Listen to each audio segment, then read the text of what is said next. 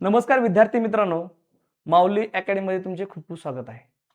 विद्यार्थी मित्रांनो, काल नवी मुंबईतील लेखी परीक्षा झालेली आहे आणि या लेखी परीक्षेमध्ये प्रश्न खूप सोपे आले होते. जर आपण बाकीच्या काही जिल्ह्याचा विचार केला तर पेपर फार सोपा होता आणि जर असा पेपर सोपा आला तर मेरिट बऱ्यापैकी वाढतं. जसं की तुम्ही बीडचं मेरिट पाहिलं असेल. जर पेपर सोपा आला तर बीड सारखं मेरिट लागतं. पेपर थोडा कठीण आला तर जसं की धाराशिवचा जिल्हा आहे किंवा धाराशिव पोलीस भरती म्हणजे पेपर झाला त्याचं जे मेरिट लागलं तसं कमी कमी देखील लागतं. म्हणजे पण बघा, ज्यावेळेस काल पेपर झाला आणि थोडा कट ऑफ संदर्भात आपण आज चर्चा करणार आहोत. कारण नवी मुंबईचं मेरिट थोडं जास्त लागणार आहे. नवी मुंबईमध्ये जे फिजिकल झालं, फिजिकलचं मेरिट हे थोडं तगडा लागलं होतं. आज संभाव्य नवी मुंबईचं मेरिट काय असणार आहे आपण त्याच्याबद्दल चर्चा करणार आहोत. आपण जे मागचे अंदाज काढले होते सेम तसंच एखादा मार्क कमी किंवा जास्त किंवा काही जिल्ह्यामध्ये सेम तसाच रिझल्ट लागलेला आहे. कारण बघा, मी बऱ्याच विद्यार्थ्याला फोन पण केले आणि त्याच्यामध्ये काही मुलांना पेपर थोडा कठीण गेला, पण पेपर फार सोपा होता. मराठी व्याकरण जर विचार केला तर अतिशय सोपं होतं. गणिताचा भाग अतिशय सोपा होता आणि जीकेचे प्रश्न तेवढे काही फार कठीण नव्हते आणि जास्तीत जास्त एक 4, 5, 10 प्रश्न नवी मुंबईचं मेरिट ठरवणार आहेत. त्याच्यामुळे बघा, नवी मुंबईचं मेरिट काय लागणार आहे त्याच्यावर आपण चर्चा करूया. परंतु लक्ष द्या इकडं. ह्याच्यामध्ये बघा, सुरुवातीला कॅटेगरी आपण ओपन पाहूया आणि कॅटेगरी पाहण्याच्या अगोदर समजा मेल काय असेल, फिमेल काय रिझल्ट लागणार आहे ते पण पाहूया. बघा, इथं आपण फिमेल घेऊया किंवा सुरुवातीला मेल घेऊया, त्याच्यानंतर फिमेलचा विचार करूया. बघा, दोन गोष्टी आहेत त्याच्यामध्ये. जर आपण कॅटेगरी ओपन घेतली आणि ओपन कॅटेगरीसाठी नवी मुंबईला जागा आहेत परंतु 53 जागा. किती आहेत? जागा 53 आहेत. ह्या 53 जागेसाठी मेरिट पहा पुरुषांचं परंतु तगडा लागणार आहे. कारण फिजिकलचाच कट ऑफ 41 होता, त्याच्यामुळं मेरिट जास्त लागू शकतं. साधारणतः परंतु इथलं मेरिट हे 136 मार्कापर्यंत जाऊ शकतं. लक्षात ठेवा परंतु किती मार्कापर्यंत जाऊ शकतं?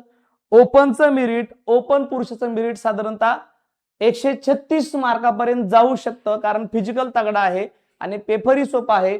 त्याच्यामुळे जर तुम्ही पुणे सिटीचा विचार केला किंवा पुणे जिल्ह्याचा विचार केला तर तिथं 90+ मार्क. बघा, बरेच मुलं होते की ज्यांनी 90+, 92-93 मार्कावाले जवळ 70-83-80 मुलं होते. जर समजा असा विचार झाला तर इथलं मेरिट 136 कडे जाऊ शकतं, त्याच्याही पुढे. पण 136 हा व्यवस्थित आकडा आहे. तर महिलाचं मेरिट बघा, महिलांसाठीही साधारणतः या ठिकाणी 50 जागा आहेत. महिलांच्या किती जागा आहेत? 50 जागा आहेत आणि या 50 जागेसाठी 128 पर्यंत मेरिट लागू शकतं लेकरांनो. किती? 128 पर्यंत आपलं इथलं मेरिट येऊ शकतं. पुढची कॅटेगरी आहे परंतु ओबीसी. कॅटेगरी कोणती आहे पुढची? ओबीसी. आता ओबीसीलाही चांगल्या जागा आहेत.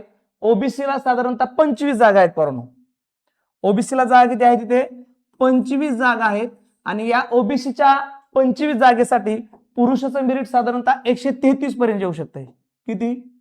133 मार्कापर्यंत येऊ शकतंय. तर महिलाला या ठिकाणी बघा, महिलांसाठी साधारणतः 27 जागा आहेत परंतु किती जागा आहेत? 27 जागा आहेत आणि या 27 जागेसाठी 124 पर्यंत मेरिट येऊ शकते. किती? 124 पर्यंत मेरिट येऊ शकते. पुढचा प्रवर्ग आहे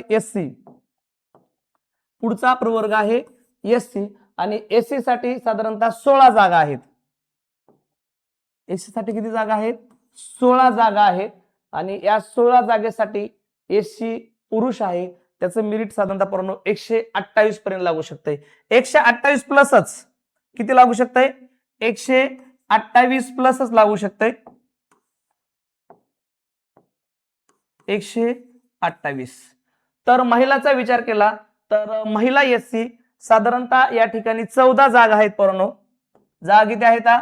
14 जागा आहेत. तर या 14 जागेसाठी 120 पर्यंत मेरिट येऊ शकते. त्याच्या पुढे जाऊ शकते. 120 पर्यंत मेरिट येऊ शकते. पुढचा प्रवर्ग आहे एसटी. या ठिकाणी एसटी कॅटेगरीला नवी मुंबईला जागा नव्हत्या. एसटी या ठिकाणी जागा नाहीत, पुरुष पण नाही आणि महिला पण जागा नाही. त्याच्यानंतर बघा व्हीजेए पुढचा प्रवर्ग आहे व्हीजेए.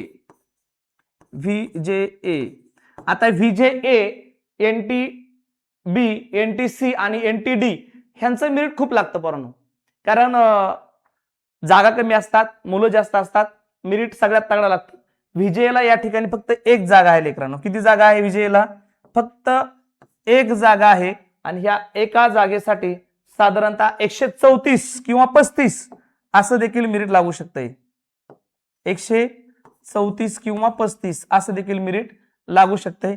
तर या ठिकाणी म्हणजेच व्हीजेएला महिलांसाठी जागा आहेत 2. किती जागा आहेत महिलांसाठी? 2 जागा आहेत.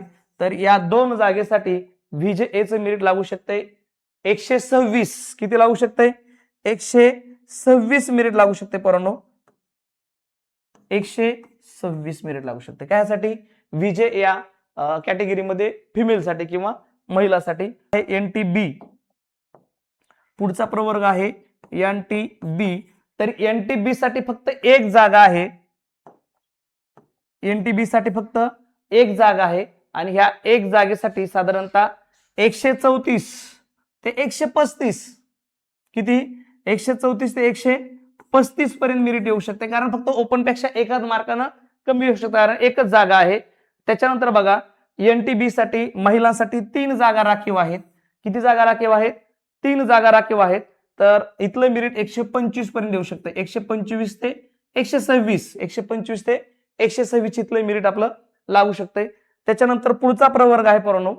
पुढचा प्रवर्ग बघा एनटीसी.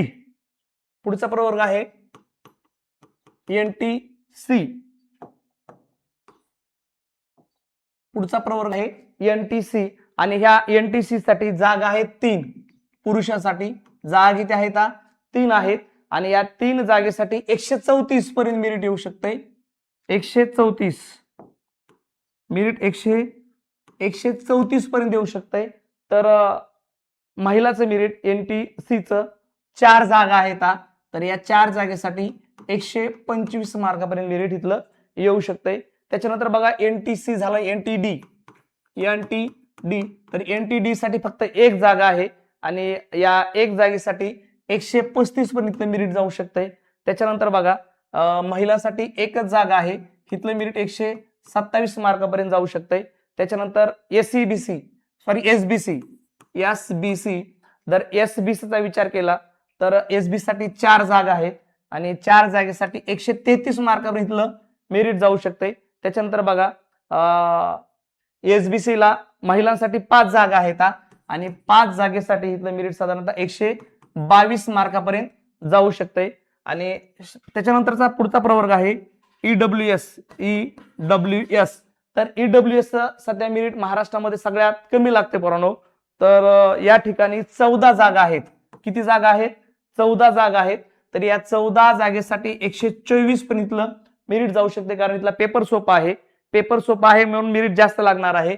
महिलांसाठी 13 जागा आहेत आणि या 13 जागेसाठी साधारणतः 116 मार्कापर्यंत मेरिट जाऊ शकते. आणि शेवटचा प्रवर्ग आहे एसईबीसी. तर इथं देखील एसईबीसी 14 जागा आहेत आणि 14 जागेसाठी इथलं मेरिट 126 पर्यंत लागू शकते.